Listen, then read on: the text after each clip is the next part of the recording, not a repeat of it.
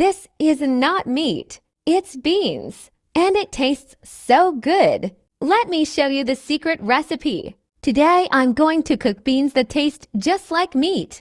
I'm using simple ingredients: onions, green pepper, carrots, fresh coriander, and blended tomatoes. Trust me, when you mix these together, the flavor becomes amazing. Let me show you step by step how to make it.